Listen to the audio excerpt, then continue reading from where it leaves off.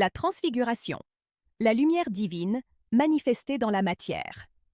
Kardec explique que, lors de l'épisode de la transfiguration, Jésus emmena avec lui 3 disciples, Pierre, Jacques et Jean, au mont Tabor où, tout en priant, son visage brilla comme le soleil et ses vêtements devinrent resplendissants comme la lumière. Les disciples, atterrés, le virent converser avec Moïse et Élie, symboles de la loi et des prophètes.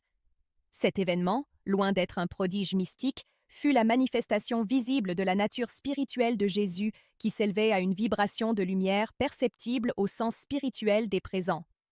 La transfiguration est un phénomène fluidique et périspirituel.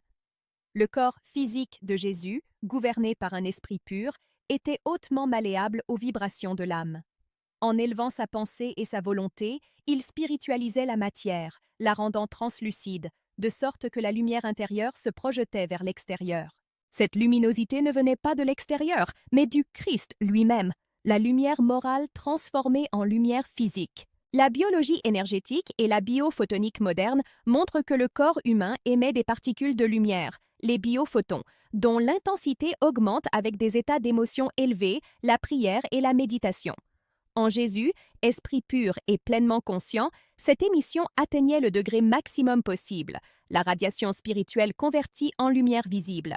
Ainsi, ce que les disciples ont témoigné était l'irradiation réelle de l'Esprit divin sur le corps matériel, le transformant en un phare vivant de l'énergie universelle. La physique quantique de la cohérence fournit une analogie éclairante. Des systèmes hautement ordonnés, comme le champ énergétique d'un esprit pur, émettent des vibrations cohérentes capables d'influencer la matière environnante. Le corps de Jésus, en état d'harmonie parfaite, est devenu un système de lumière cohérente dans lequel chaque cellule vibrait en résonance avec l'amour divin. La transfiguration est donc la preuve physique de l'union totale entre l'esprit et la matière. La neuroscientia spirituelle démontre que des états d'extase, de compassion et de conscience élargie activent des régions cérébrales liées à la perception de la lumière et de l'unité. Lors d'expériences mystiques authentiques, le cerveau enregistre des pics de cohérence électrique et de synchronie hémisphérique, un reflet biologique de l'élévation vibratoire de l'âme. Les disciples, accordés par le magnétisme de Jésus, ont partagé momentanément cette expansion, percevant des réalités spirituelles hors de portée des sens ordinaires.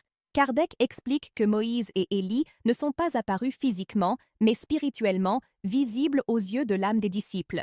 Ces esprits élevés ont projeté leur forme périspirituelle par l'action fluidique de Jésus, qui servait de point focal et d'intermédiaire. Le phénomène était donc doublement spirituel. Le Christ transfiguré irradiait de la lumière, et 2 esprits se matérialisaient en vibrations correspondantes, composant une scène de communion entre les mondes. La psychologie symbolique interprète la transfiguration comme le moment où le Christ révèle aux hommes sa véritable nature, l'union parfaite entre l'humain et le divin. C'est l'image vivante de l'évolution spirituelle, où le corps devient le vêtement lumineux de l'âme purifiée. Ce que Jésus a vécu à cet instant est le destin de tous les esprits, briller un jour à la lumière de la perfection morale et de la conscience pleine. La physique de la lumière enseigne que toute radiation est de l'énergie en mouvement et que rien n'est plus rapide, pur ou constant que la lumière. C'est pourquoi la transfiguration est le symbole suprême de la victoire de l'esprit sur la densité de la matière. Jésus montrait, en langage de vibration et d'éclat, ce que le mot ne pouvait encore expliquer, que l'homme spirituel est fait de lumière, et que l'amour est la fréquence qui le conduit à la divinité. Kardec rappelle que Jésus n'a pas fait de la transfiguration un spectacle. Il se retire sur une montagne, symbole de l'élévation intérieure, et manifesta la lumière seulement devant quelques disciples, pour renforcer leur foi et préparer leurs âmes aux futures épreuves. C'était une leçon silencieuse, enseignant que la véritable grandeur est l'irradiation de la pureté morale et que chaque âme peut, par la réforme intérieure, allumer sa propre lumière intérieure. La science contemporaine commence à confirmer que l'univers est essentiellement de la lumière condensée. La matière et l'énergie sont des expressions d'une même réalité vibratoire. Le spiritisme ajoute que l'esprit est la conscience qui gouverne cette lumière et que Jésus, dans sa perfection, a atteint l'état de total contrôle sur elle. La transfiguration est donc la fusion entre science et spiritualité, entre raison et amour, entre l'homme et Dieu.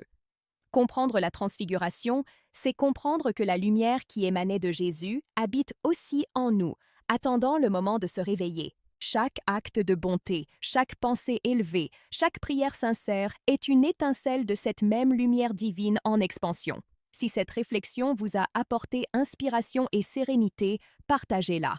Car comprendre la transfiguration, c'est reconnaître que le destin de l'Esprit est de devenir lumière, reflet vivant de l'amour de Dieu,